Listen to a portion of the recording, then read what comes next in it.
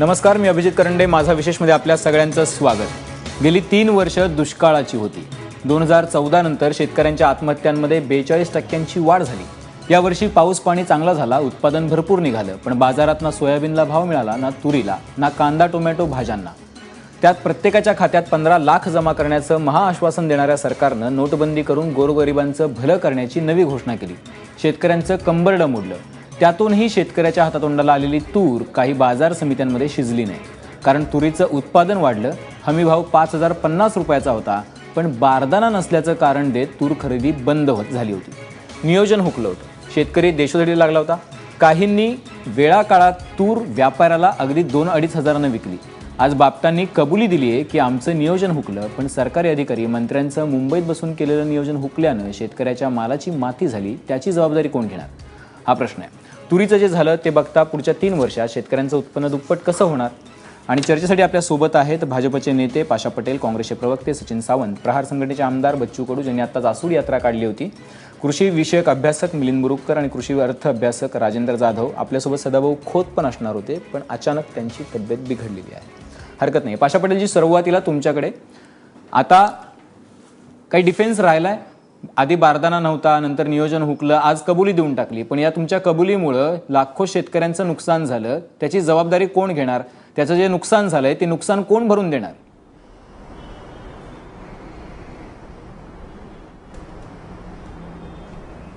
आता हॅलो, बोला बोला. हॅलो, बोला पाशा पटेलजी, बोला. कारंडे साहेब, बोला. आता विषय असा आहे की आज जी परिस्थिती तयार झालेली आहे महाराष्ट्रामध्ये, म्हणजे तूर खरेदी केंद्र बंद झाल्यानंतर जी परिस्थिती उद्भवलेली आहे ती फार विचित्र आहे. परंतु त्याच्यावर मार काढण्यासाठी आज महाराष्ट्राचे मुख्यमंत्री आणि सहकार मंत्री म्हणजे देवेंद्र फडणवीस साहेब आणि सुभाष देशमुख साहेब दोघेही दिल्लीला गेले होते. बहुतेक त्यांच्या या दिल्ली दौऱ्याला एक यश आलेलं आहे असं मला वाटतं. आणि आज जी काही तिथं दिल्लीमध्ये चर्चा झालेली आहे त्या चर्चेतून असा सूर दिसतोय की जवळपास 8 लाख क्विंटलच्या आसपास तूर आणखी शिल्लक आहे. म्हणजे खरेदी केंद्रावरती 316 जे खरेदी केंद्र महाराष्ट्रामध्ये उभे केले होते त्याच्यामध्ये जवळपास 8 लाख क्विंटलपेक्षा जास्त तूर, आणि ती सगळी तूर खरेदी करण्याचा राज्य सरकार प्रयत्न करणार आहे. सूर्यप्रकाश इतकं सत्य आहे, नंबर 1. नंबर 2, जी तुरीवर जी स्टॉक लिमिट होती, स्टॉक लिमिट उठल्याशिवाय व्यापारी तूर खरेदी करणार नाही परिस्थिती तयार झाली होती. म्हणून कमीत कमी 1 ते 2 वर्षाची स्टॉक लिमिट तुरीवरची उठवायचं हा पण निर्णय जवळपास होणार आहे. एकतर, आणि तिसरी गोष्ट महत्वाची म्हणजे आतापर्यंत 4 वेळेस म्हणजे नियोजन थोडं चुकलंय का सूर्यप्रकाश इतकं सत्य आहे की पहिल्यांदा 15 लाख क्विंटल खरेदी करायचं होतं, 30 झालं. आता ते जवळपास फार म्हणजे माझ्या माहितीप्रमाणे 38 लाख क्विंटलपेक्षा सुद्धा जास्त तूर खरेदी आतापर्यंत झालेली आहे. हे नियोजन चुकलेलं आहे. आणि त्याच्यामुळे आता त्याच्यावर तुरीचे दर, आता जर तूर केंद्र सरकार आणि राज्य सरकार खरेदी करणार नसेल तर या तुरीचेच बाजारातले दर कसे वाढवता येतील याच्या संदर्भामध्ये आज दिल्लीमध्ये जी चर्चा झालेली आहे त्याच्यातून प्रयत्न झाले आहेत. आणि सगळ्यात महत्वाचं म्हणजे पाशा पटेलजी, माझा प्रश्न जो होता की तुम्ही एकदा एका वाक्यात सांगितलं की नियोजन चुकलेलं आहे. आता जे शेतकऱ्यांचं नुकसान होतं आहे, ज्या शेतकऱ्यांना पैसे मिळत नाहीत, ज्या शेतकऱ्यांनी 5050 रुपयाचा भाव मिळेल म्हणून तूर लावली होती, तुमच्या पंतप्रधानांनी मोठी घोषणा आणि एक आवाहन केलं होतं की आपल्याकडे तेलबिया आणि डाळींचं उत्पादन होत नाहीये, त्यामुळे ते वाढवण्यासाठी तुम्ही मोठ्या प्रमाणात डाळी आणि तेलबियांचं उत्पादन घ्या. ते केलं. आता ह्या शेतकऱ्यांचं नुकसान कसं भरून देणार ते एकदा सांगा.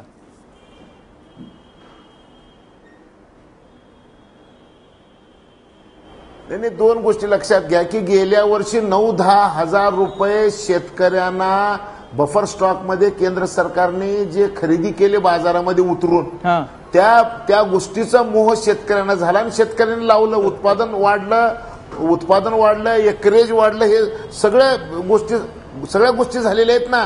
कमाल आहे पाशा पटेलजी, तुम्ही म्हणता की शेतकऱ्यांना मोह झाला. मुद्दा असा आहे पाशा पटेलजी की ज्या वेळेला आपल्याकडे पाऊस चांगला झाला त्याच क्षणाला आपल्याला कळालं होतं की या वेळेला आपला पेरा किती आहे डाळींचा, त्याच्यामुळे उत्पादन वाढणार, त्याच्यामुळे आपण आयात करायला नाही पाहिजे होती, तरी आपण तूर आयात करून ठेवली. आता तुमच्या नियोजन तुमचं हुकलं आणि तुम्ही शेतकऱ्यांना मोह झाला सांगता.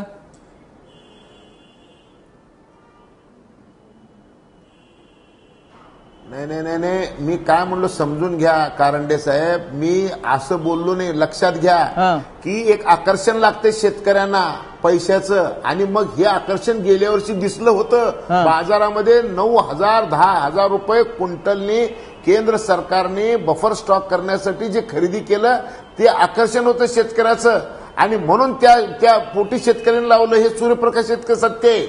मी असं बोललो तुम्हाला, मला दुसरं काही उलट बोललो नाही. मी काय म्हणलं की जे मिळाले शेतकरी अभिजितजी अति सहनशक्तीचा अंत होतोय.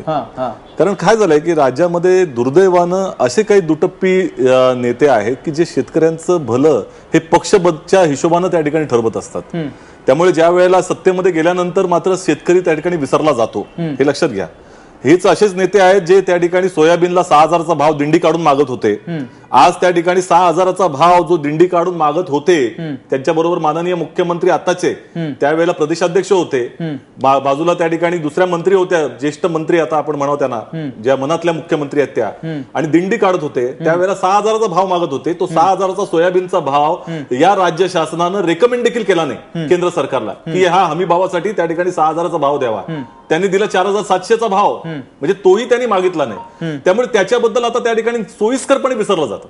आजची परिस्थिती जी आहे की ज्या तऱ्हेनं पाशा पटेलजी सारखे शेतकऱ्यांचं नेतृत्व करणारे लोक आज समर्थन करतायत, मला असं वाटतं की हेच शेतकऱ्यांच्या संदर्भामध्ये पाहायला लागले शेतकऱ्यांना देखील की कशा तऱ्हेनं आपले नेते दुटप्पीपणाची भूमिका घेतात. आज ही हमी भाव नाहीये. गेल्या 3 वर्ष तुम्ही पाहत असाल हमी भाव देण्याच्या ऐवजी ते दुजाभाव दाखवला जातोय सरकारकडनं. कारण ज्या तऱ्हेनं तुम्ही स्वतः आश्वासन दिलं होतं, आता ते म्हणतात सगळं शेतकऱ्यांवर टाकतात की आम्ही त्या ठिकाणी ते आकर्षण निर्माण झालं. अरे तुमचं केंद्रीय मंत्री राधामोहन सिंग यांनी जाहीरपणे आवाहन दिलं होतं की तुम्ही त्या ठिकाणी डाळीचा पेरा करा. या ठिकाणी तुमचं सरकार होतं गेल्या वर्षी, ज्यामध्ये तुमचेच मंत्री म्हणत होते की काय की डाळीच्यासाठी आम्ही प्रोत्साहन देऊ वाढीसाठी. हे गिरीश बापटांचं, गिरीश महाजन सगळेच तुमच्या मंत्र्यांचे स्टेटमेंट तुम्ही काढून बघा, आणि मग त्याला भुलले नाही का? मग ते आता त्यांना आठवत नाही. त्यांना असं वाटतं की 10,000चा भाव, आणि त्यावेळेला 250चा भाव होता मार्केटमध्ये. ठीक आहे. पाशा पटेलजी मुद्दा हाच आहे की शेतकऱ्यांची फसवणूक झाली आहे का? तुम्हाला वाटत नाही का? तुम्ही हे मान्य करायला पाहिजे की हो शेतकऱ्यांची फसवणूक झाली आणि 3 वर्षात आता काही शेतकऱ्याचं उत्पन्न दुप्पट होणार नाहीये.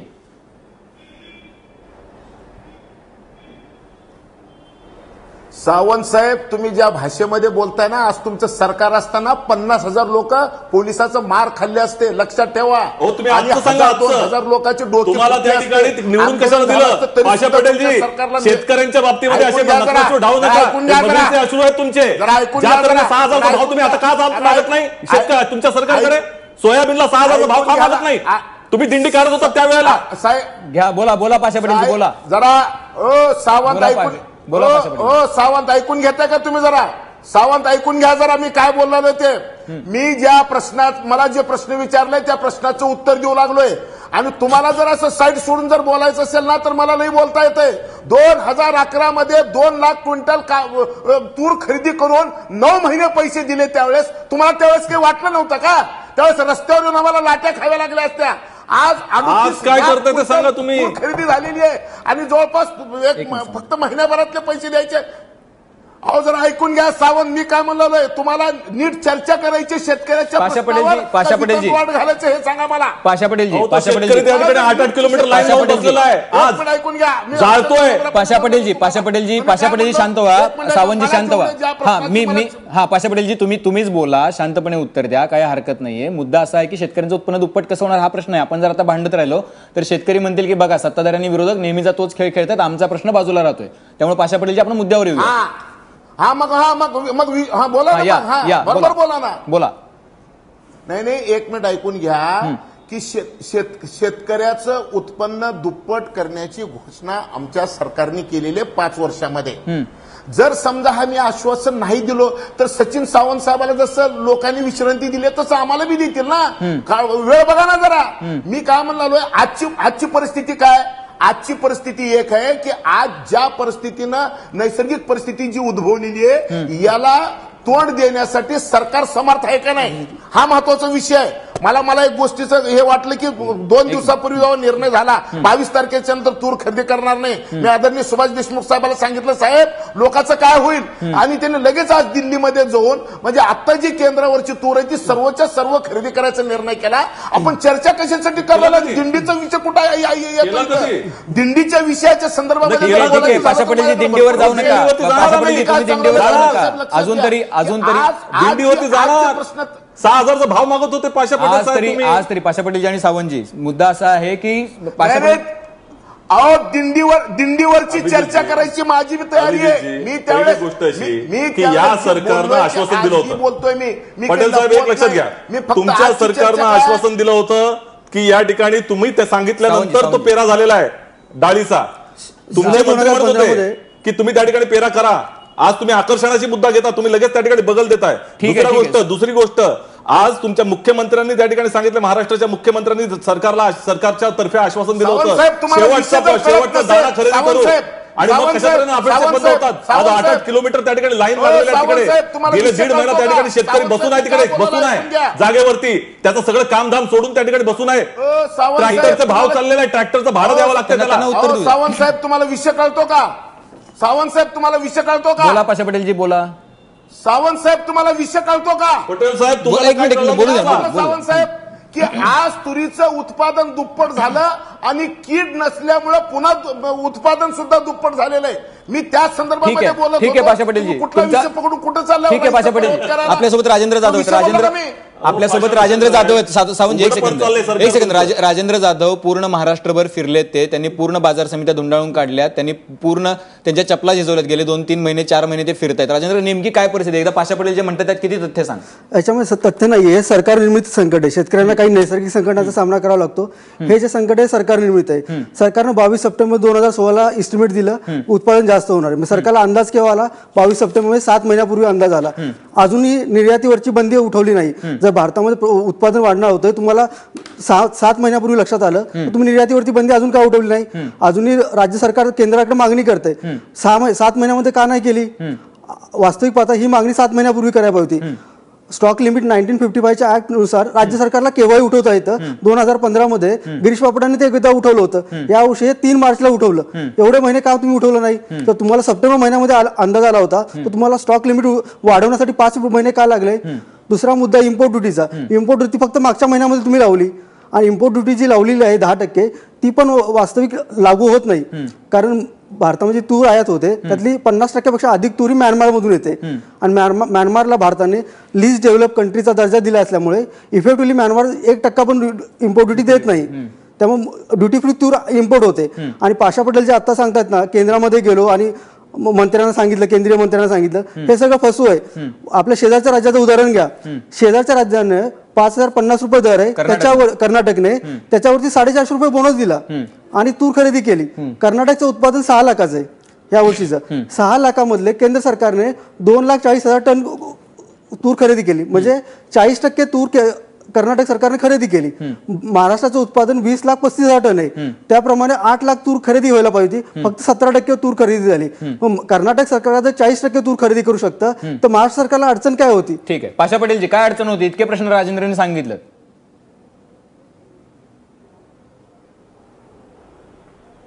नाही बरोबर आहे. 1 मिनिट ऐकून घ्या की 2-3 महत्वाच्या गोष्टीची चर्चा करणार. आज बाजारामध्ये जी अस्थिरता तयार झालेली आहे त्याच्या ज्या महत्वाच्या गोष्टी आहेत, 2006-07 मध्ये आपल्या देशाने तूर डाळ निर्यातीवर बंदी आणलेली आहे. 6-7 मध्ये.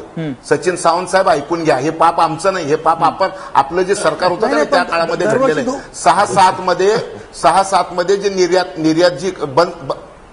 बोला पाशा पटेलजी बोला. काय म्हणलो, बोला काय म्हणलो.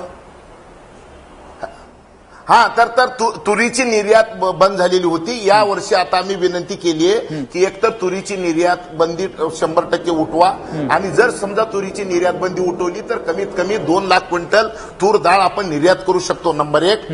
नंबर 2 की आपण इम्पोर्ट ड्युटीचं तर आता पहिलं 10% घेतलं होतं, आता ती 25% झाली, म्हणजे 25% प्रस्ताव दिलेला आहे. इम्पोर्ट ड्युटी उठवणार आहोत. नंबर 2, त्याला उशीर झालाय का. बेशक उशीर उशीर झालं ना, नाही कोण म्हणलं उशीर झालाय, पण भावना समजून घ्या की आता देशाच्या इतिहासामध्ये एवढी तूर कधीही एका सरकारने खरेदी केलेली नाही. 2 लाखाच्या वर कधीच खरेदी झाली नव्हती, एवढी खरेदी झालेली आहे. याचा अर्थ शेतकरी समाधानी आहे का? अजिबात नाही. शेतकऱ्याला न्याय मिळाले का? अजिबात नाही. का तरी संकटच एवढं मोठं होतं, या संकटामधून निघणं गरजेचं होतं आणि म्हणून सरकारला या संदर्भामध्ये जे जे करणं गरजेचं होतं सरकार ते सगळं केलेलं आहे. आणि आज जर समजा सरकार चुकलं असतं, आज जर समजा ही सगळी म्हणजे तूर आणून टाकलेली लोकांनी हे जर समजा सरकारने खरेदी केलं नसतं तर नक्कीच सरकारची 100% चूक होती. पण सरकार संवेदनशील आहे म्हणून मुख्यमंत्री पणन मंत्री दोघं दिल्लीला गेलेत. हे जर काँग्रेसच्या काळात झालं असतं तर 2 महिने लागले असते. ठीक आहे पाशा पटेलजी, कर्नाटकचे मंत्री मागचे 4 महिने मिलिंदजी मी येतो तुमच्याकडे. पाशा पटेलजी, तुम्ही परत फिरवून जे काँग्रेसवर नेऊन थोपवत आहात, आता तुमचं सरकार याची जाणीव असावी तुम्हाला. 3 वर्ष झालेली आहेत सरकारला. मुद्दा असा आहे की तुम्ही जी धोरणं ठरवली ती धोरणं चुकलीत. तुम्ही याच्या त्याच्या माथी आपलं जे अपयश आहे याच्या त्याच्या माथी मारून चालणार नाही. आता शेतकऱ्यांचं नुकसान होतं हे मान्य तरी करा किमान.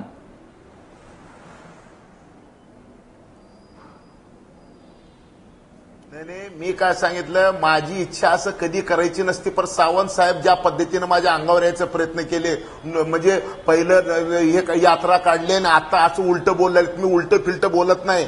सावंत साहेब मी काय सांगतो ऐका, मी जी गोष्ट त्यावेळेस बोलत होतो तीच आज सुद्धा बोलणार आहे. मी डुप्लिकेट नाही. तुम्हाला शेतीतलं काही कळत नाही हे दुर्दैव आहे. जाऊ द्या आम्हाला. राज्यातल्या शेतकऱ्यांचे प्रश्न कळतात आम्हाला नाही. विरोधी पक्षामध्ये असताना शेतकऱ्यांच्या वरती कैवार घ्यायचा आणि आता शेतकऱ्याला वाऱ्यावर सोडून द्यायचं. एक लक्षात घ्या, पहिली गोष्ट, आज ज्या तऱ्हेनं शेतकऱ्याची अवस्था झाली ती गेल्या अनेक वर्षामध्ये झाली नाही. असा आवाज आरडाओरडा त्या ठिकाणी चालू द्या, परंतु शेतकरी ऐकण्याच्या मनस्थितीत नाही आहे आजच्या परिस्थितीमध्ये. आणि तुम्ही सगळे सांगताय कशाला? गिरीश बापट स्वतः म्हणाले की आम्ही या ठिकाणी नियोजनात चुकलो. जर स्वतःच त्या ठिकाणी सरकारच म्हणत असेल चुकलं तर याचा अर्थ त्यांना दोष द्यायचा नाही का? ठीक आहे पाशा पटेलजी. अरे मग ते तर मी बी चुकलं म्हणलो ना. नियोजन चुकलं मी सांगितलं ना. 4 वेळेस मुदतवाढ झालेली आहे खरेदी केंद्राची, हे बी सांगितलं ना मी. ठीक आहे पाशा पटेलजी, मी एकच गोष्ट सांगायची. हे या सरकारनं दोन्ही बाजूनं फसवणूक चालली. लक्षात घ्या, डाळीच्या संदर्भामध्ये गेल्या वर्षी 4,500 कोटीचा घोटाळा झाला. 4,500 कोटीचा. त्याच्यावरती एवढं मोठं रणकंदन झाल्यानंतर त्या ठिकाणी डाळ दर नियंत्रक कायदा आणतो असं ग्राहकांना सांगितलं गेलं. गेले 1.5 वर्षामध्ये डाळ दर नियंत्रण कायद्याचा काही पत्ता नाही. मी स्वतः त्या ठिकाणी कागदपत्र स्वतः डिक्लेअर केली आणि त्याच्यामध्ये कळलं की केंद्र सरकार त्याला विरोध आहे. राष्ट्रपतींकडे 1 डिसेंबर पासून तो प्रलंबित आहे आणि तो आता तिकडे पडला तो. त्यामुळे ग्राहकांची फसवणूक झाली. आता परिस्थिती अशी आहे की आता शेतकरी अडचणीत आहेत, तर शेतकऱ्यांची फसवणूक करायची. मग सांगायचं एके ठिकाणी तुम्ही पेरा, दुसरीकडे म्हणायचं की आम्ही सगळं खरेदी करू, एक दाणा राहणार नाही. आणि आज 8-8 किलोमीटर, तुम्ही लक्षात घ्या, 1.5 महिना शेतकरी बाहेर आहे. आज त्या ठिकाणी ट्रॅक्टर जो एक दिवस ठेवायचा असेल त्याला त्या ठिकाणी भाडं लागतं. आज ह्या सगळ्या आशेवर ठेवलं या सरकारनं. सातत्यानं म्हटलं जातं की बारदान घेऊ, बारदानामुळे नाही मिळत आहे, आम्हाला घेता येत नाहीये. नंतर म्हणतात कोठारं नाहीये. मग गेल्या वेळेसारखे पीडीएस सिस्टीमवरती का नाही डिक्लेअर करत तुम्ही? त्यामुळे ह्या सरकारची नियती नव्हती. यांना सगळी माहिती आहे. 7 महिन्यापासून जसं सांगितलं, 7 महिन्यापासून यांना माहिती आहे की नियोजन नाही आमच्याकडे पैसा आम्हाला खर्च करायचा नाहीये. परंतु ही फसवणूक सतत शब्दछल वापरायचे, शब्दछलांमध्ये गुंतवायचं, लोकांना आशेवर ठेवायचं. आज त्या ठिकाणी वाऱ्यावर आहे शेतकरी. ठीक आहे मिलिंद मुरुक करत आपल्यासोबत. मिलिंदजी, नेमकं आता काय करायला पाहिजे? कारण प्रश्न जो आहे तो समजलेला आहे. आता या क्षणाला शेतकरी अजूनही रांगेत आहे. तिकडे आता आज तर लातूरमध्ये शेतकऱ्यांनी तूर पेटवून दिली अक्षरशः. आता काय करायला पाहिजे? नाही, आता काय करायला पाहिजे याबद्दल यासाठी पहिल्यांदा आपलं आकलन काय आहे याच्याकडे पाहायला पाहिजे. की मगाही चर्चेमध्ये आलं की सरकारची मॅनेजमेंट चुकली. हे अतिशय फसवी कबुली आहे. याचं कारण असं की हमी भाव, मिनिमम सपोर्ट प्राइस, याचा अर्थ काय? आणि हमी भाव कोण ठरवतं? तर केंद्र सरकार ठरवतं. याचा अर्थ असा असतो की आम्ही शेतकऱ्यांना असं आश्वासन देतोय की बाजारभाव या भावाच्या खाली जाणार नाहीत याची हमी. याच्या वर असतील तर आम्ही एक दाणा खरेदी करणार नाही, परंतु याच्या खाली जाऊ देणार नाही याची हमी. हे हमी भावाचं प्रिन्सिपल आहे. हे केंद्र सरकारने दिलेलं शेतकऱ्याला आश्वासन आहे. मग असं जर असेल तर राज्य सरकार जेव्हा तूर खरेदी करते तेव्हा याचा सगळा खर्च केंद्र सरकारचा असतो. मग असं जर केंद्र सरकारचं आश्वासन आहे तर राज्य सरकारला केंद्राकडे तुरीची क्वांटिटी म्हणजे कोटा वाढवून देण्याची मागणी का करावी लागते वारंवार? गेल्या 2-3 महिन्यामध्ये आपल्याला असं सांगण्यात येत आहे की राज्य सरकार केंद्र सरकारकडे विनंती करतेय आम्हाला खरेदीची मुदत वाढवून द्यावी, आम्हाला कोटा वाढवून द्यावा. ही सगळी ही चलाखी असं म्हणजे राज्य सरकारची नाहीये. केंद्र सरकार आपलं आश्वासन पाळत नाहीये आणि राज्य सरकारांना कोटा ठरवून देत आहे.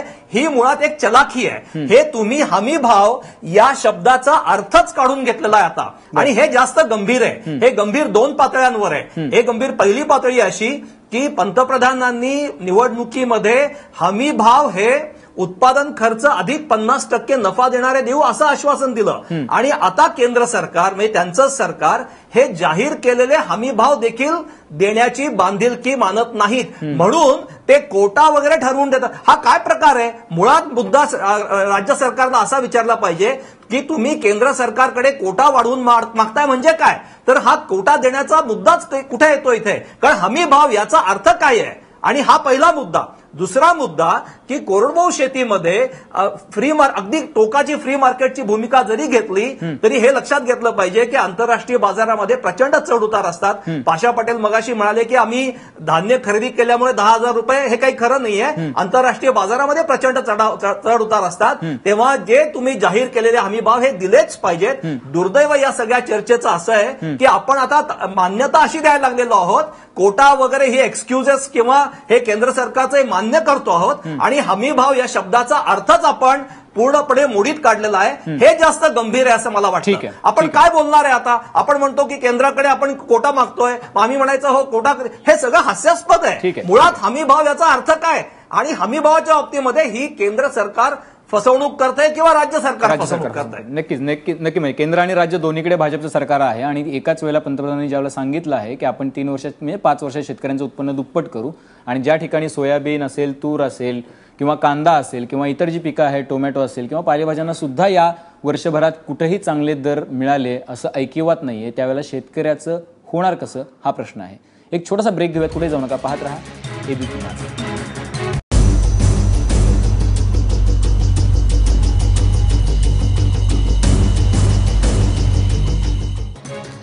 ब्रेक नंतर आपल्या सगळ्यांचं पुन्हा एकदा स्वागत. आपल्यासोबत आता पाशा पटेलजी, मिलिंद मुरुगकरांनी सरळ सरळ सांगितलं आहे की एक तर केंद्र सरकार फसवणूक करते किंवा राज्य सरकार फसवणूक करते.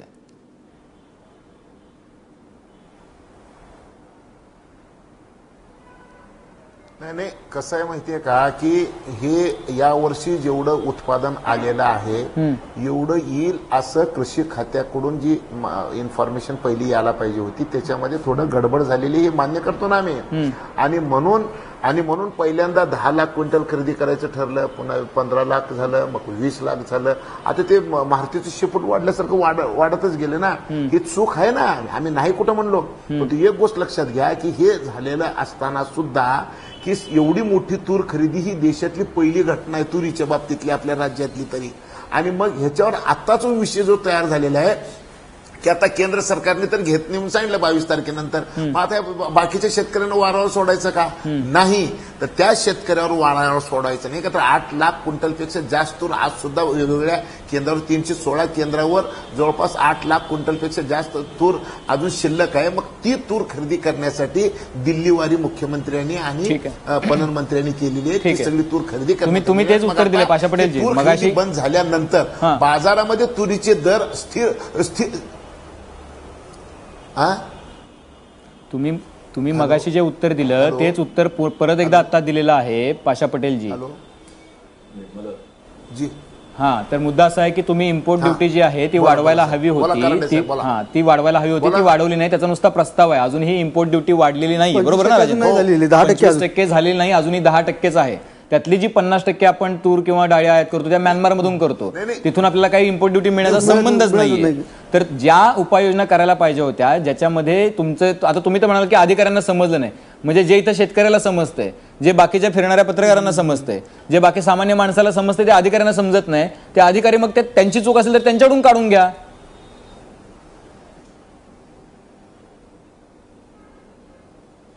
नाही, आता तुम्हाला बाजारामध्ये तुरीचे दर स्थिर होण्यासाठी काय करायला पाहिजे हे महत्वाचं आहे का नाही? आता शेतकरी मला एक गोष्ट सांगा पाशा पटेलजी. प्राप्त परिस्थिती मला एक गोष्ट सांगा, शेतकऱ्याचं नुकसान होणार आहे ते नुकसान होणार नाही असं तुम्ही म्हणताय, पण तशी काही कुठली हमी ऑन रेकॉर्ड अजूनही सरकारनं दिलेली नाही. आता त्या 8 लाख क्विंटल तुरीचं काय करणार आहोत आपण? आणि हे 20 लाख जे महाराष्ट्राचं जे उत्पादन आहे 20,35,000 क्विंटल महाराष्ट्राचं खरेदी करायचंय हो, खरेदी करायचंय. पाशा पटेलजी, महाराष्ट्राचं उत्पादन 20,35,000 टन उत्पादन आहे. त्यातली 3.5 लाख, ऐकून घ्या ना, 20,35,000 टन आपलं उत्पादन आहे, त्यातली 3.5 लाख टन सरकारनं खरेदी केली. उरलेली 17 लाख टन जी तूर आहे ती शेतकऱ्यांनी 3,500-4,000 दराने दिली. म्हणजे त्यांचं साधारणतः 1,700 ते 2,200 कोटी रुपयांचं नुकसान झालं. 1,700-2,200 कोटी रुपयांचं नुकसान झालं. ते तुम्ही कसं कॉम्पेन्सेट करणार आहात? ज्यांनी MSPच्या खाली दर विकली तूर, 3,500 विकली किंवा 4,000 विकली, ती साधारण 17 लाख टन तूर विकली, कारण तुम्ही फक्त 3.5 लाख टन विकत घेतलेली आहे. मग त्यांचं तुम्ही जे नुकसान झालेलं आहे त्यांना तुम्ही कसं कॉम्पेन्सेट करणार आहात? साधारणतः 2,000 ते 2,500 कोटी रुपयाचं नुकसान झालेलं आहे. पाशा पटेलजी, सरकारचा काय प्लॅनिंग आहे त्यासाठी?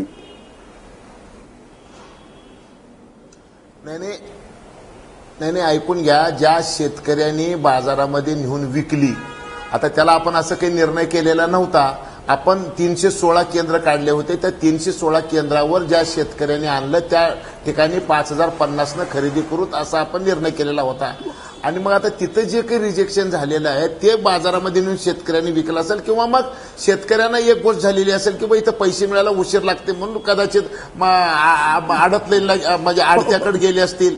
पाशाजी, हे म्हणणं चुकीचं की निर्णय झाला नव्हता असा, कारण की पंतप्रधान स्वतः म्हणाले होते जुलै 2015 मध्ये तूर लावा. मन की बात मध्ये त्यांनी स्वतः आवाहन केलं होतं. कुणी इतरांनी कुणी नाही, स्वतः पंतप्रधानांनी केलं होतं. त्यानंतर MSP ह्या सरकारनं जाहीर केलं होतं. कुठल्या संघटनेनंच MSP किमान आधारभूत किमती जाहीर केल्या नव्हत्या. आपण जेव्हा किमान आधारभूत किंमत जेव्हा सरकार जाहीर करतं तेव्हा ती कमिटमेंट असते. तेव्हा असा कुठला निर्णय झाला नव्हता असं हे म्हणणं चुकीचं आहे. पाशा पटेलजी, बरोबर. नाही, बाजारामध्ये जर समजा कमी भावानं विकलं तर त्याची नुकसान भरपाई देऊ तसं सरकारने म्हणलेलं नाही. ठीक आहे. पाशा पटेलजी, मुद्दा असा की शेतकऱ्याला का विकावं लागलं असेल? खरेदी केंद्र व्यतिरिक्त 316 खरेदी शेतकऱ्याला असं का विकावं लागलं असेल? पाशा पटेलजी, काय त्याची शेतकऱ्यांना 2-3 गोष्टीसाठी विकावं लागलं साहेब, की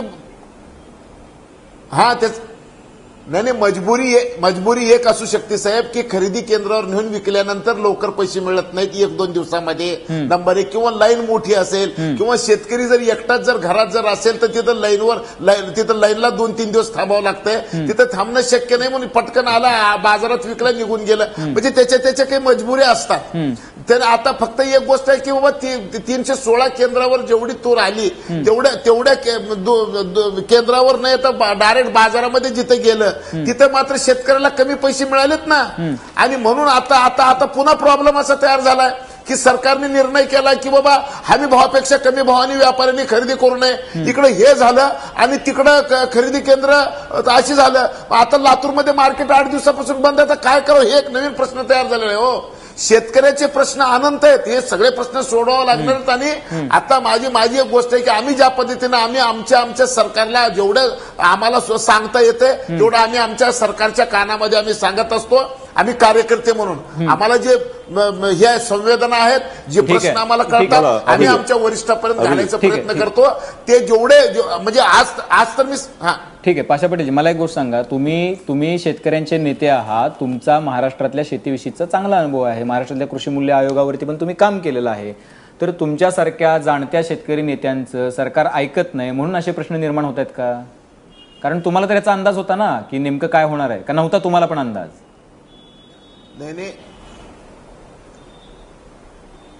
नाही, एक मिनिट ऐकून घ्या. मला अंदाज होता म्हणजे माझ्या जिल्ह्यामध्ये 70,000 हेक्टर गेल्या वर्षी पेरा होता. यावर्षी 1,11,000 हेक्टर झालं. आणि यावर्षी कीड कुठलीही न पडल्यामुळं काय झालं म्हणजे दुप्पट तिप्पट उत्पादन वाढलं. दुसरं सगळ्यात तुम्हाला एक चमत्कारिक गोष्ट सांगतो. आमच्याकडे तुरीचे रोपटे तयार केले 2 महिन्याचे. म्हणजे यावर्षी आमच्या जिल्ह्यामध्ये काही शेतकऱ्यांनी 3-3 पिकं घेतली, 3-3 पिकं तुरीचे.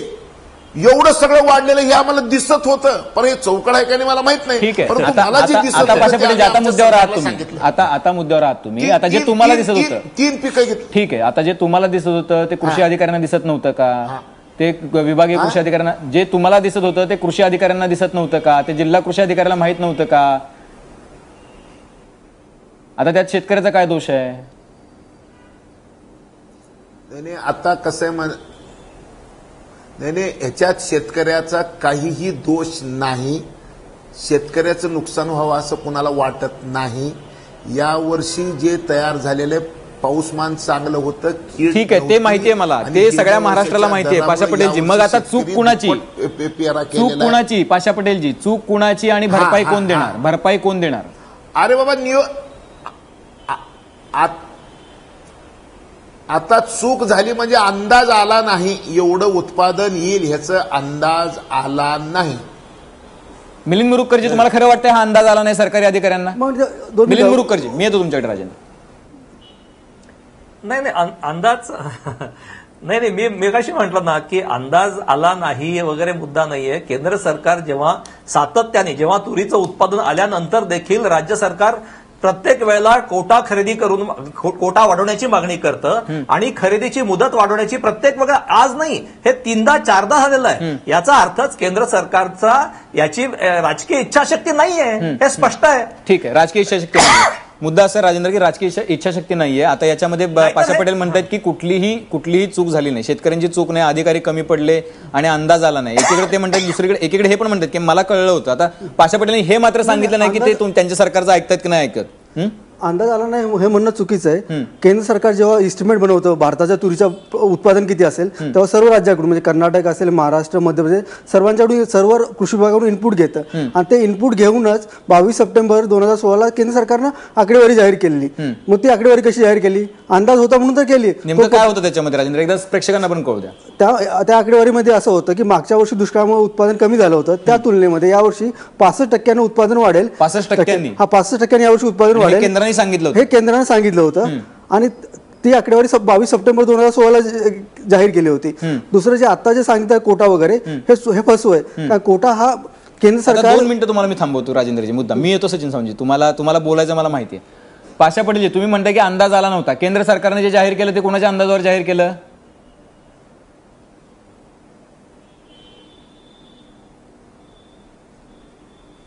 नाही, मी काय म्हणतो की सुरुवातीला फक्त 10 लाख क्विंटल तूर खरेदी करावं लागेल असाच अंदाज होता. त्याच्यानंतर पुन्हा ते झालं 15 लाखापर्यंत, मग झालं ते 30 लाखापर्यंत, मग झालं ते आता 40 लाख. म्हणजे असं ते वाढत गेलेलं आहे. ते त्याच्यामध्ये आता ते कुठं घोटाळा झाला. आता मी आता मला जर तुम्ही आता असं जर म्हणत असलो तर मी काही आता तिथं प्रशासनाचा मी काही भाग नाही. नेमकं कुठं माशी शिंकली ह्याचा विचार करावा लागेल, अभ्यास करावा लागेल, बघावं लागेल. ते नक्की आपण त्या गोष्टीकडे बघूत. प्रांजळपणे मला एका प्रश्नाचं उत्तर हवंय तर पहिल्याच दिवशी सांगेल. प्रांजळपणे एका प्रश्नाचं उत्तर हवंय. पाशा पटेल, तुम्हाला या महाराष्ट्रानं लाट्या काठ्या खाताना बघितलंय, या महाराष्ट्रानं तुम्हाला शेतकऱ्यांच्या प्रश्नासाठी झगडताना बघितलंय, या महाराष्ट्रानं तुम्हाला रस्त्यावरती अनवाणी फिरताना बघितलंय शेतकऱ्यांच्या प्रश्नासाठी. आणि आता याच सरकारनं ज्यावेळेचं त्यांचं नियोजन चुकलंय त्यावेळेला तो महाराष्ट्र तुमच्याकडे तुम्ही डिफेंड करताना बघतोय.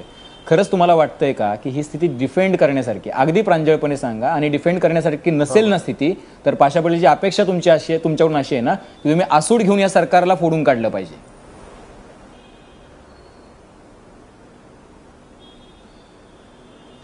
साहेब, सत्तेमध्ये असल्यानंतर फोडून काढायचं नसते, परिस्थिती सुधारण्यासाठी आपल्या नेत्याबरोबर चर्चा करायची असते. ऐकलं का? माझ्या पक्षाचं सरकार आहे. मला जी ग्राउंडवर जी परिस्थिती दिसती ती जाऊन सांगणं वेळोवेळी हे माझं कर्तव्य असतंय आणि मी ते कर्तव्य पार पाडलेलं आहे. मी ऐकून घ्या. फोडून काढलं तर फोडून काढणं म्हणजे काय होईल? फोडून काढून प्रश्न मिटणार आहे का? अभिजित, म्हणजे आता कळलं का? पहिले मगाशी जे नाही मगाशी जे मी हे प्रश्न जर सोडवायचा असेल तर आम्ही बोला पाशा पटेलजी, बोला. आम्ही ज्या पद्धतीनं काट्या खाल्ल्यात, लाट्या खाल्ल्यात, या विषयाची चिकित्सकपणे जे अभ्यास केलेला आहे, हे प्रश्न सोडवण्यासाठी आम्ही आमचं ऐकणारं सरकार आले, आम्ही सरकारच्या कानामध्ये सांगू. आणि आज सुद्धा आम्हाला एका माझ्यासारख्या कार्यकर्त्याला एक गोष्टीचा विश्वास आहे. मी एका पंतप्रधानाच्या शब्दावर माझा विश्वास आहे ठीक आहे 5 वर्षामध्ये उत्पन्न दुप्पट करण्याचे जे शब्द दिलेले त्या माझ्या मी त्या विश्वास आहे. आणि त्या दिवशी जर झालं नाही मग तुम्ही जसं सांगितलं तसं ठीक आहे. म्हणजे तोपर्यंत शेतकऱ्यांनी वाट बघायची, म्हणजे 2019 पर्यंत वाट बघायची. तोपर्यंत सोयाबीनला भाव नाही मिळाला चालेल, तोपर्यंत कांद्याला भाव मिळाला नाही चालेल, तोपर्यंत तुरीसाठी अशा 2-2, 8-8 किलोमीटर लाईन लागली तरी चालेल, तोपर्यंत टोमॅटोला भाव मिळाला नाही तरी चालेल, तोपर्यंत सगळ्या भाजपाला रस्त्यावर फेकावं लागला तरी चालेल. पाशा पाटीलजी बरोबर ना?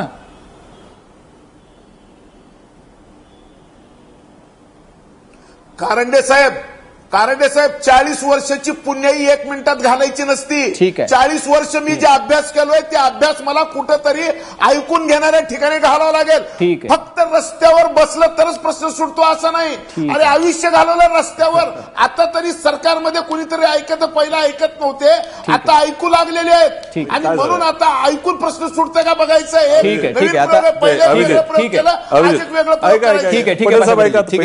मी येतो तुमच्याकडे. सचिन सावंतजी, बऱ्याच वेळ तुम्ही बोलले नाहीत. मुद्दा असा आहे की आता वाद घालून काही प्रश्न सुटणार नाही. आता या स्थितीत तुमचंही सरकार होतं, असे प्रश्न कायम सरकारला तोंड द्यावं लागत असतं. आपण काही वेळेला प्रॅक्टिकली विचार करू. नेमकं आता तुमच्या अपेक्षा काय असतं विरोधक म्हणून, तुम्ही काय करायला पाहिजे? तुम्ही लक्षात घ्या, पटेल साहेब जे काही म्हणतायत ना त्याचा कोणावर विश्वास नाही. पहिली गोष्ट, या सरकारने ज्या तऱ्हेनं सुरुवात केली ती 2014च्या निवडणुकीमध्ये चाय पे चर्चामध्ये यवतमाळला असेल किंवा वेळोवेळी त्या ठिकाणी नरेंद्र मोदी म्हणाले 50% नफा देऊ म्हणजे शेतकऱ्याला.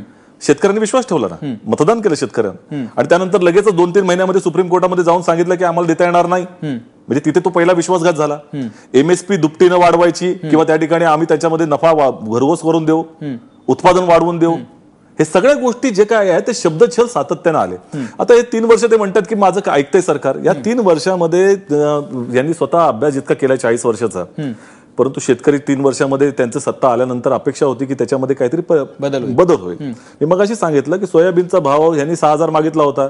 6,000चं रेकमेंडेशन केलं असतं, म्हणजे केंद्र सरकारकडे राज्य सरकार रेकमेंड करतं. बरोबर. आणि ते केंद्र सरकार हमी भाव स्वतः ठरवतं त्याच्यावरती, रेकमेंडेशनवरती. ह्यांनी 4,700 मागितला. त्याच्यानंतर त्यांनी किती दिला? राजा उदार झाला, भोपळा दिला, 2775 दिला. परिस्थिती त्याच्या पलीकडे आहे. मगाशी जी मिलिंद मुरुगकर म्हणाले त्याच्यानंतर की या राज्यामध्ये गेल्या तुम्ही हा खरीपाचा पूर्ण हंगाम घ्या सोयाबीनचा, 2775 कोणाला मिळालेला आहे? मी आज या ठिकाणी छाती ठोकपणे सांगतो की एकाही माणसाला मिळाला नसेल.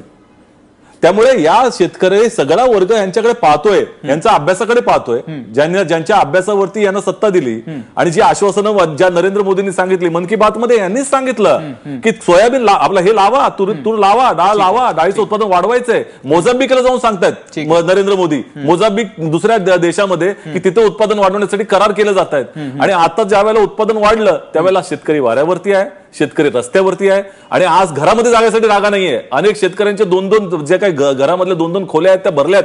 ही परिस्थिती आहे. त्यामुळे आज जे काही म्हणतात ते पचनी पडणारं नाहीये. ही परिस्थिती आहे. एकाही उत्पादनाला हमी भाव नाहीये. म्हणजे हमी भाव मगाशी सांगितलं, हा हमी भाव नाही. मी मगाशी पहिल्या सुरुवाती म्हणालो की सातत्यानं शेतकऱ्यांच्या वरती दुजाभाव दाखवणारं सरकार या ठिकाणी आलेलं आहे, जे यांचं ऐकतंय असं म्हणतायत. मग आता यांच्यावरती बघा आता काय त्यांनी करा. राजेंद्र, आता मुद्दा असा आहे ना की आता जसं म्हणतं की सरकार म्हणजे सरकार आणि विरोधक यांच्यामध्ये खडाजंगी ही चालूच राहणार आहे, ती काही बंद होणार नाहीये. आणि प्रश्न असा की प्रश्न गंभीर आहे, शेतकऱ्यांचा प्रश्न आहे.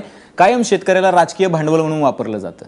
काय म्हणजे तो एक पॉलिटिकल कॅपिटल असतो, त्याचा उपयोग आपल्याला 5 वर्ष करता येतो. कधी कर्जमाफीचा आमिष दाखवून करता येतो, कधी दुप्पट उत्पन्नाचा आमिष दाखवून करता येतो.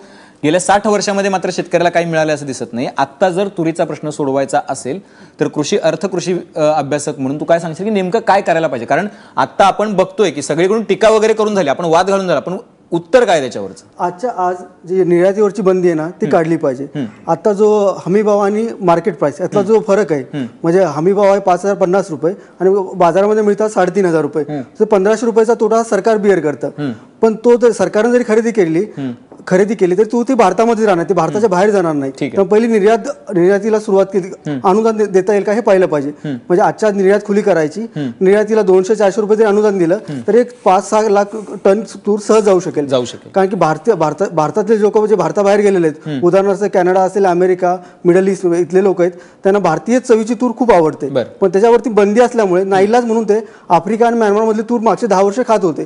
आता जर आपण निर्यातीवरती बंदी उठवली तो भारतामध्ये जो साठा पडलेला आहे तो कमी होईल. आणि जेव्हा डिमांड सप्लायचं असतं तर सप्लाय जास्त आहे भारतामध्ये, आता तो सप्लाय कसा कमी करता येईल, तर निर्यात करून आपला तो सप्लाय कमी करता येईल. आणि हा तोटा इकडे सहन करण्याऐवजी ते अनुदान देता येईल आपल्याला 500 रुपये किंवा 600 रुपये जरी प्रति क्विंटल अनुदान दिलं तर बऱ्यापैकी 5 लाख टन तूर ना एक 3-4 महिन्यामध्ये निर्यात होता येईल. नक्कीच. आणि ते झालं, निर्यातीला सुरुवात झाली की आपोआपच स्थानिक बाजारपेठेमध्ये दर वाढतील आणि ते दर वाढले की सरकारलाही तूर खरेदी करायची गरज पडणार नाही. ठीक आहे, ठीक आहे. म्हणजे असं आहे की पहिल्यांदा मेक इन इंडियाची हाक जी दिली होती ती तूर उत्पादकांनी ऐकली, पण त्या तूर उत्पादकांना मेक इन इंडियाचा फारसा फायदा काय झालेला दिसत नाहीये, कारण त्यांनी तूर पिकवली मात्र ती तूर काही त्यांच्या फायद्यात पडली नाही. आपल्यासोबत आमदार बच्चू कडू आहेत. आमदार बच्चू कडूंची आसूड यात्रा शेवटी एबीपी माझावरती आलेली आहे. आम्ही बराच वेळ वाट बघत होतो. बच्चू कडूजी बराच चर्विचर्वण झालेला आहे, वाद झालेला आहे, पण मुद्दा असा आहे की शेतकऱ्यांचा फायदा काय होत नाही. तर आता 3 वर्षात शेतकऱ्यांचं उत्पन्न दुप्पट होईल असं वाटतंय का तुम्हाला?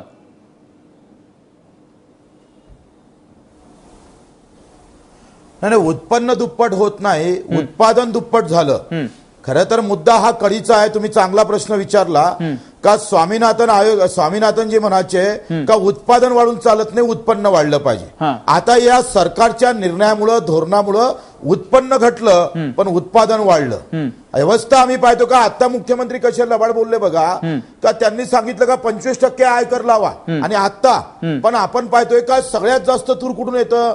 सगळ्यात जास्त तूर येतं बर्मा, मलावी, सुडान देशातून 70% तूर आयात होतं आपल्या देशात. या देशावरच्या येणाऱ्या तुरीवर आपण आयात कर लावू शकत नाही, कारण जागतिक व्यापाराचे काही नियम आहे, इथं आपण सूट दिलेली आहे. आणि म्हणून ही लबाडी बंद केली पाहिजे हो थोडी तरी. पहिले प्रश्न असा महत्वाचा आहे का केंद्र सरकारनं जरी तूर खरेदी बंद केली नाही देत सर तर राज्यानं खरेदी करावं ना. राज्याला द्यायला काय होतं? 7व्या वेतन आयोगामध्ये तुम्ही पैसे टाकत का नाही टाकत कर्मचाऱ्याच्या पगारामध्ये? मग राज्यानं पुढाकार घेऊन आपण पाहतो ही तूर खरेदी केंद्र चालू केली पाहिजे. हरियाणामध्ये 100% गहू खरेदी करतोय. पाशा पटेल आता बोलले पाहिजे ना, हे काँग्रेसवाले तर पापी होते पण भाजपवाले आणि पाशा पटेल सहित हे सगळे महापापी आहे. हे दरोडेखोर झालेले आहे, शेतकऱ्याला लुटलाय. 13,000ची तूर आज 5,000 क्विंटलनं विकावं लागतं आणि त्याच्यातही तुम्ही खरेदी करत नाही तर हेच खऱ्या अर्थानं आम्ही पाहतो शेतकऱ्याला मरणाला कारणीभूत ठरतंय. ठीक आहे, पाशा पटेलजी तुरीवर निर्यात मी येतो बच्चू कडूजी, मी येतो तुमच्याकडे. रामदेव बाबाच्या वस्तूवर का आणत ना पाशा पटेलजी?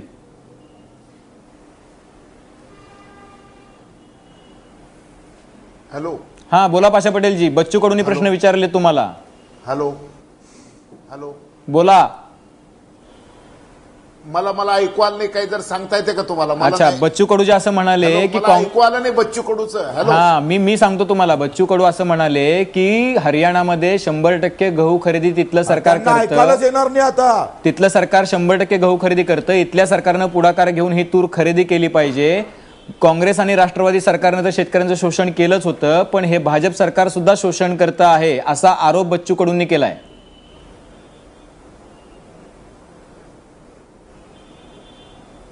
नाही, बरोबर आहे. बच्चू कडू ला बोलायचा अधिकार आहे त्यांना. या देशामध्ये सगळ्यांना आपल्या आपल्या मत मांडायचा अधिकार आहे. पण मी बच्चू कडूंना सांगू इच्छितो की 100% तूर खरेदी करायला पाहिजे होती का? बेशक खरेदी करणं गरजेचं होतं, त्याच्याबद्दल अजिबात दुमत नाहीये. परंतु या प्राप्त परिस्थितीमध्ये हे सरकार जे निर्णय केलेला आहे ते दुसरं कुठलंही जर सरकार असतं तर ते करू शकलं नसतं, ह्याची मला खात्री आहे. आम्ही कमी पडलोत का? कमी पडलोत. 100% लोकांना यश देऊ शकलो नाही हे खरं आहे, परंतु जे काही दिलंय ते एवढं चांगलं लोकांना, जे शेतकऱ्यांना जे काही दिलेलं आहे न्याय, असं दुसरं कुठलं सरकार देऊ शकलं नसतं असं माझं आज सुद्धा खात्री आहे. ठीक आहे, त्याच्यामध्ये सुधारणा करणं गरजेचं का? बेशक सुधारणा करणं गरजेचं आहे. आज जसं तुरीचं झालं, अजून उद्या दुसऱ्या कुठल्या गोष्टीचं होऊ शकतंय आणि त्याच्यामुळे पाटील बोला पाशाजी हे असा भाकड कथा नको सांगू तुम्ही. हे भाकड कथा सांगू नका पाशाजी. हे आता असं केलं आणि तसं चुकलं होतं. आपण या निर्णयावर आज 2 महिन्यापासून तूर बाजारात आहे. त्या शेतकऱ्याला लग्नाचा प्रसंग आहे, पेरणीचे दिवस आहे, पेरणीचे दिवस येणार, अर्धी अधिक तूर अजून खरेदी केली नाही. याच्या बाबतीत बोला ना तुम्ही. पाशा पटेलजी, आवाज आला का तुम्हाला? बच्चू कडू काय म्हणाले? नाही, कसं आहे त्यांचा घोगरा आवाज येऊ लागलाय, खूप घोगरा मला ऐकू येत नाही. मला इथं काहीतरी अडचण आहे माझ्या आवाजामध्ये. ठीक आहे पटेलजी, मी सांगतो ना, माझा आवाज व्यवस्थित येतोय तुम्हाला, त्याच्यामुळे मी सांगतो. येणारच नाही शेतकऱ्याचा. आता ते म्हणतायत की तुम्हाला आता शेतकऱ्यांचा आवाज ऐकू येणार नाही. तुम्ही भाकड कथा सांगताय, तुम्ही खरेदीबद्दल बोला, तुम्ही मुद्द्यावर बोला असं म्हणतात कडूजी.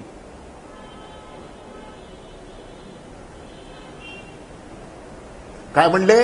भाकड कथा सांगू नका, मुद्द्यावर सांगा. तूर खरेदी का नाही करत असताना त्यांनी मधून बोलल्यानंतर मला ऐकू आलं नाही. ठीक आहे, बोला. मी भाकड कथा सांगितलेली नाही. मी काय सांगितलं, मी तुम्हाला हे सांगतो की ज्या दिवशी केंद्र सरकारचा निर्णय झाल्यानंतर आम्ही झोपू शकलो नाही. आम्ही आमच्या मंत्र्यांना सांगितलं की याचं काहीतरी करणं गरजेचं आहे आज. आणि सगळ्यात आनंदाची गोष्ट म्हणजे आज मुख्यमंत्री आणि पणन मंत्री दिल्लीमध्ये गेले आणि मग त्यांनी आता खरेदी केंद्रावरची जेवढी तूर आहे ती सगळीच्या सगळी खरेदी करायचा निर्णय केलेला आहे. याचा आम्हाला आनंद वाटला. भाकड कथा काय याच्यामध्ये, कुठे भाकड कथा याच्यामध्ये? दोन गोष्टी लक्षात घ्या की 2007 मध्ये ऐकून घ्या जरा कारंडे साहेब, एकच मिनिट द्या मला. बोला की मी एक मिनिट माझं ऐकून घ्या. 2007 पासून निर्यात बंद होती तुरीच्या डाळीची,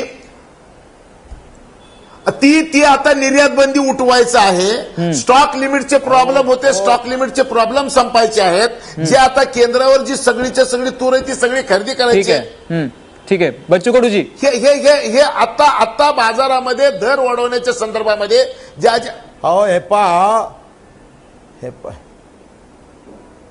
हे पा पाशा पाटीलचे ते हे पा भूतकाळ आणि भविष्यकाळ सांगू नका. आता काय ते सांगा.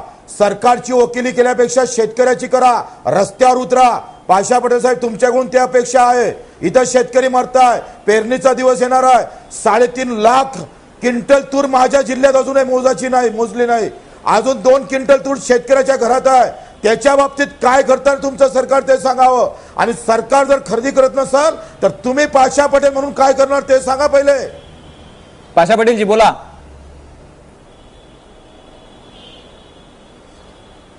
मला जे करायचं होतं ते आमच्या मंत्र्यांना सांगणं गरजेचं होतं की ही तूर जी आहे आता केंद्रावरची ती सगळीच्या सगळी खरेदी करणं गरजेचं आहे. त्याच्याशिवाय बंद करू नका.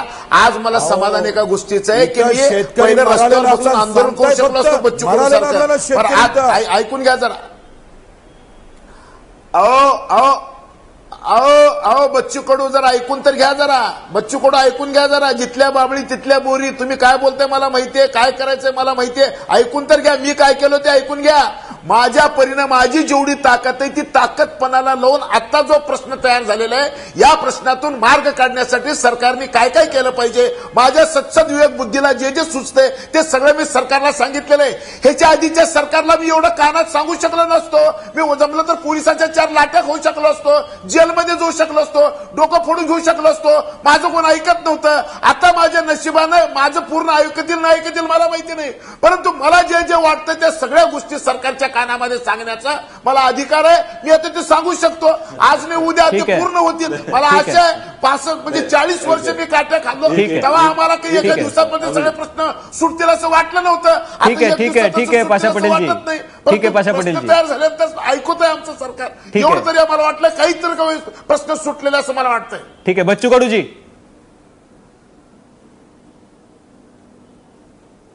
नाही पाशा पटेलजी, तुम्हाला बोलण्यावर एवढा संताप येतोय.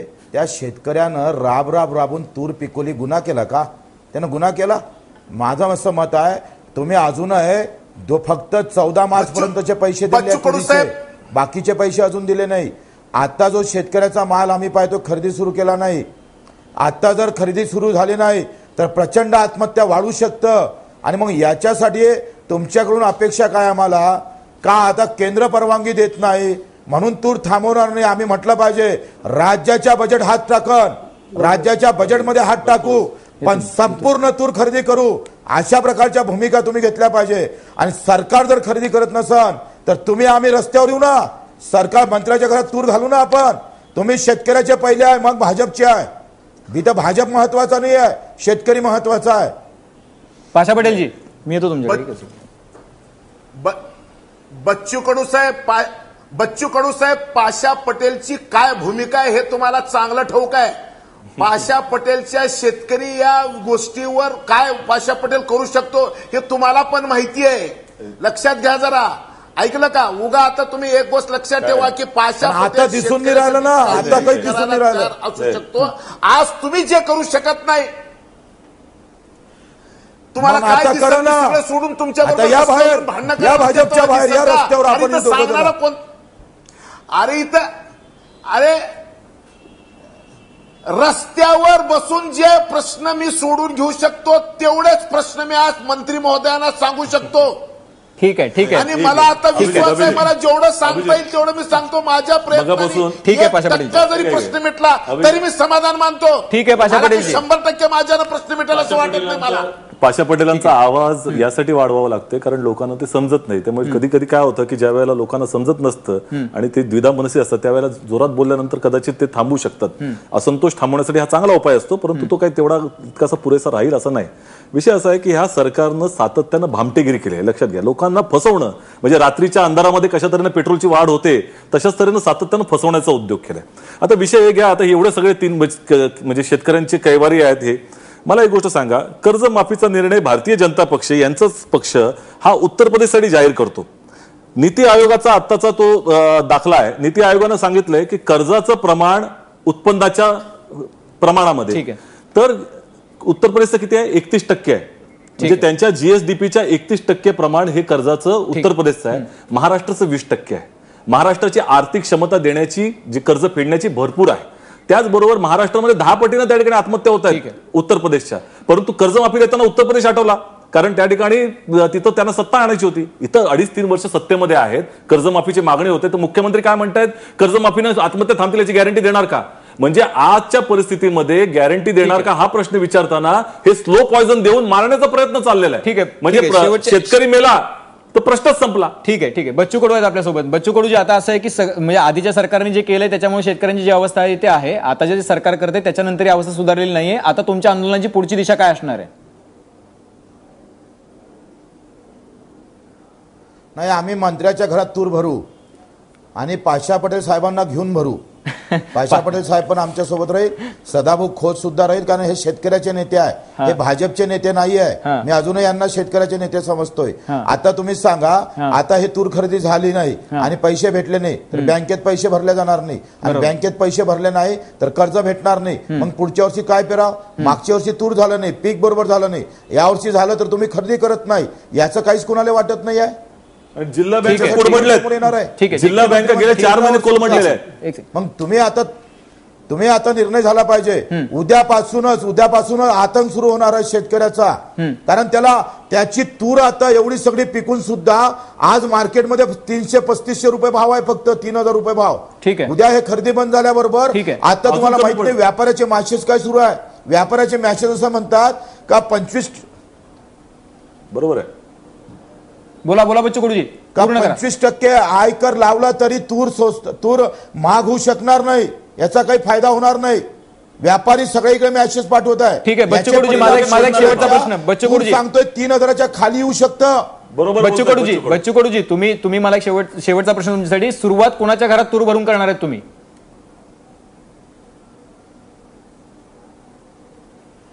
नाही, आता सुरुवात आम्ही पहिले पाहतोय कोण मंत्री येतात मागं राहतोय, याच्या संबंधित जो मंत्री आहे त्यांच्या घरात तूर घेऊन जाणार आहोत. तूर नाही, तुरीचं कुटार घेऊन जाऊ, कारण त्या बिचाऱ्याची तूर अधिक आंदोलनासाठी वापरली तर पुन्हा प्रॉब्लेम होईल. ठीक आहे बच्चू कडूजी, तुम्ही इस्लामपूरला जाणार आहात का? कारण सदाभाऊ खोत हे राज्यमंत्री आहेत, पणन राज्यमंत्री, ते शेतकऱ्याचे नेते आहेत आणि ते आजारी पडले बरोबर चर्चेला यायच्या वेळेला. बिलकुल आला टाइम तर इस्लामपूरला पण जाऊ. पाशा पटेलांना सोबत घेऊन जाणार का त्यावेळेला? हा, पाशा पटेलांना सोबत घेऊन जाऊ, कारण ते शेतकऱ्याचे नेते आहे. पाशा पटेलजी, तुम्ही जाणार आहात का बच्चू कडूं सोबत? शेवटचा प्रश्न. त्यांनी सोबत यावं. नाही, बच्चू कडू सोबत जाण्यापेक्षा मी पणन मंत्री सुभाष देशमुख साहेब आणि महाराष्ट्राचे मुख्यमंत्री देवेंद्र फडणवीस साहेब यांच्याकडे जाऊन आता जे प्रश्न तयार झाले अजून ह्याच्या पलीकडे सोडवण्यासाठी बच्चू कडू सोबत ह्याचा मी सल्ला देईन. ठीक आहे बच्चू कडू तुमच्यासोबत काय पाशा पटेल येणार नाही, त्यांनी जाहीर केलं, तुम्हाला एकट्याला जावं लागणार आहे. शेवटची 30 सेकंद राजेंद्र, शेवटची 30 सेकंद. आता केंद्र सरकार जी तूर खरेदी करत आहे बफर स्टॉकसाठी, आणि त्याचा मुख्य उद्देश हा होता, मागच्या वर्षी जेव्हा किमती वाढल्या होत्या त्या पुन्हा कधी भविष्यात वाढल्या तर आपल्याकडे बफर स्टॉक असावा, ह्यासाठी केंद्र सरकार तूर खरेदी करते. हा मुख्य उद्देश ग्राहकाला प्रोटेक्ट करायचा आहे. आणि असं काही नाही की राज्य सरकार खरेदी करू शकत नाही. केरळमध्ये रबरचं उत्पादन होतं, रबरच्या किमती पडल्यानंतर केरळनं 50% केली पाहिजे तूर खरेदी. राज्य सरकार करू शकतं आणि राज्य सरकारने करावी. केंद्र सरकारकडे बोट दाखवण्याऐवजी राज्य सरकारनं स्वतःच्या आपली जरा तिजोरी खाली करावी, स्वतः खरेदी करावी, केंद्राकडे बोट दाखवू नये. ठीक आहे. मुद्दा असा आहे की शेतकऱ्यांच्या प्रश्नासाठी जर आपल्याला खरंच कळकळ असेल तर स्वतःची तिजोरी, राज्याची तिजोरी थोडी खाली करायला हरकत नाहीये. कायम मुनगंटीवार सांगत असत की कर्ज अजून वाढलं तरी चालेल, पण राज्याच्या प्रगतीचा रथ रोखला जाणार शक्य नाही. तर शेतकऱ्यांच्या प्रगतीचा रथ जर या तूर खरेदीमुळे जर थांबला असेल तर तिथंही लक्ष दिलं पाहिजे. पाशा पटेल आपल्यासोबत होते. पाशा पटेलजी धन्यवाद. कुछ तो मजबुरियां रही होंगी, यूं ही कोई बेवफा नहीं होता, हे तुम्ही कुठेतरी ऐकलं असेल. कदाचित तुम्हाला सल्ला दिल्यानंतर, शेतकऱ्यांच्या प्रश्नाचा सल्ला दिल्यानंतर सरकारला यश येईल आणि प्रश्न सुटेल अशी अपेक्षा करूया. आपल्या सगळ्या मान्यवरांनी चर्चेसाठी वेळ दिला त्याबद्दल धन्यवाद. तुम्ही पाहत रहा एबीपी माझा.